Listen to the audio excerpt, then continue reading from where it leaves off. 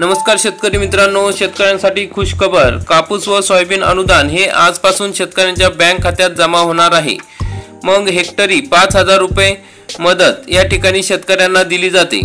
तर मग त्या संदर्भात कृषी मंत्री धनंजय मुंडे यांनी या ठिकाणी माहिती दिली आहे की त्यांनी सांगितले आहे की 10 सप्टेंबर पासून शेतकऱ्यांच्या खात्यात हे अनुदान जमा करण्यात यावे। मित्रांनो, सन 2023 खरीप हंगामातील कापूस व सोयाबीन उत्पादक शेतकऱ्यांना 4194.68 कोटी रुपये या ठिकाणी अर्थसहाय्य मंजूर करण्यात आले आहे। कापूस व सोयाबीन उत्पादक शेतकऱ्यांच्या अर्थसहाय्य वाटपात येणाऱ्या तांत्रिक अडचणी या महाआयटी व महसूल विभागाच्या सहाय्याने तत्काळ सोडवून शेतकऱ्यांना येत्या 10 सप्टेंबर पासून अर्थसहाय्य थेट त्यांच्या खात्यात वितरित करण्याचे निर्देश कृषी मंत्री धनंजय मुंडे यांनी दिले आहेत।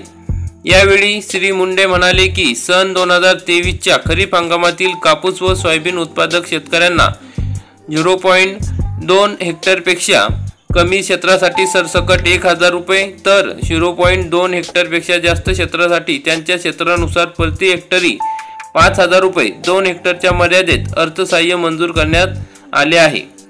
मग यामध्ये कापूस उत्पादक शेतकऱ्यांसाठी 1548.34 कोटी, सोयाबीन उत्पादक शेतकऱ्यांसाठी 2646.34 कोटी रुपये असे एकूण 4194.68 कोटी रुपये अर्थसहाय्य मंजूर करण्यात आले आहे।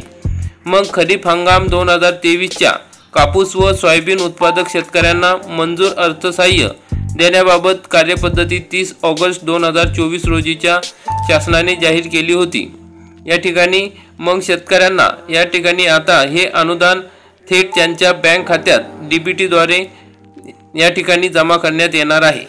मग त्यांनी या ठिकाणी सांगितलं आहे, स्पष्ट सूचना दिलेल्या आहे की उत्पादक शेतकऱ्यांना खरीप हंगाम 2023च्या अर्थसहाय्य वाटपातील अडचणी संदर्भात यांनी ई बैठक घेतली, म्हणजेच व्हिडिओ कॉन्फरन्सद्वारे बैठक घेतली आणि महाआयटी व महसूल विभागाच्या मदतीने तांत्रिक अडचणी तात्काळ सोडवून 10 सप्टेंबर पर्यंत थेट मदत शेतकऱ्यांच्या खात्यात पोहोचवण्याचे निर्देश दिलेले आहे। म्हणजे आजपासून या ठिकाणी हे अनुदान शेतकऱ्यांच्या खात्यात जमा होण्यास सुरुवात होणार आहे।